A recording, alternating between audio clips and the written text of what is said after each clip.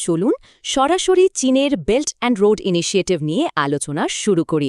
এই mega project আক্ষরিক অর্থেই বিশ্বকে বদলে দিচ্ছে। সবচেয়ে চমকপ্রদ ব্যাপার হল এই উদ্যোগ বিশ্বের ৬৫% মানুষকে এক সুতায় গাঁথতে চায়। ভাবা যায়?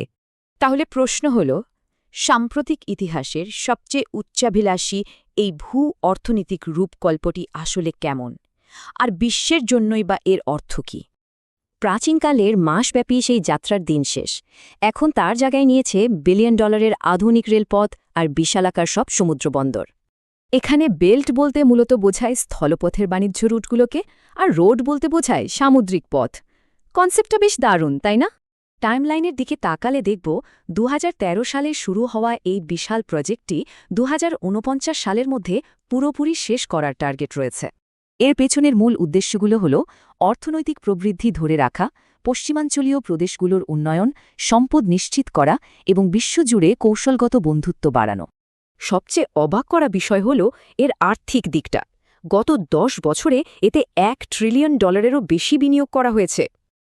এই বিশাল বিনিয়োগ ছড়িয়ে আছে ১৪৮টি দেশে, বিশেষ করে আফ্রিকা ও মধ্যপ্রাচ্যে ব্যাপক নির্মাণ কাজের ওপর জোর দেওয়া হয়েছে। এর একটি চমৎকার উদাহরণ হল চীন-পাকিস্তান অর্থনৈতিক করিডোর। এই মেগা প্রজেক্ট চীনকে সরাসরি আরব সাগরের সাথে যুক্ত করছে। এবার চলুন কিছুটা অপ্রত্যাশিত একটা বিষয়ের দিকে এগুই। চীন আর রাশিয়া একটি নতুন উত্তরের পোলার সিল্ক রোড নিয়েও আলোচনা করছে। অবিশ্বাস্য হলেও সত্যি, এই নতুন আর্কটিক রুটটি আমাদের বর্তমান সামুদ্রিক পথের চেয়ে প্রায় ১৮০০ মাইল ছোট হবে। সুয়েজ খালের প্রথাগত পথের বদলে বরফ ভাঙা জাহাজের উপর নির্ভরশীল এই নতুন আর্কটিক রুট পুরো বাণিজ্যের চিত্রটাই বদলে দিতে পারে। তবে সবকিছু এত মসৃণ নয়।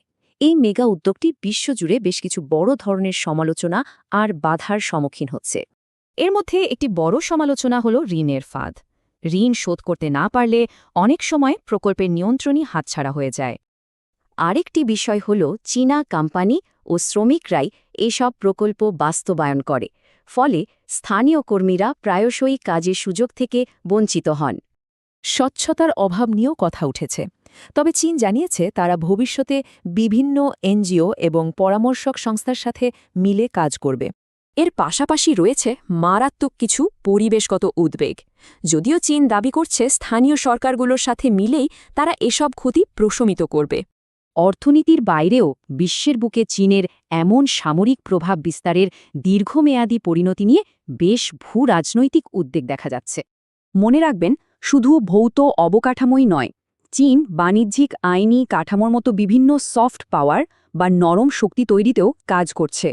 তবে অন্যদিকে অনুন্নত দেশগুলোতে অর্থনৈতিক সমৃদ্ধি আনতে এই উদ্যোগের যে বিশাল একটা সম্ভাবনা রয়েছে, সেটাও কিন্তু মনে রাখা জরুরি। সংক্ষেপে বললে, এটি এমন এক চলমান প্রক্রিয়া যাকে বর্তমানে সবচেয়ে সুপরিচিত অথচ সবচেয়ে কম বোঝা যাওয়া পররাষ্ট্রনীতি বলা হয়। সবশেষে একটি বড় প্রশ্ন থেকেই যায়, ২০৪৯ সালে এই উদ্যোগ সম্পন্ন হলে তা কিভাবে বৈশ্বিক ক্ষমতার ভারসাম্যকে নতুন রূপ দেবে।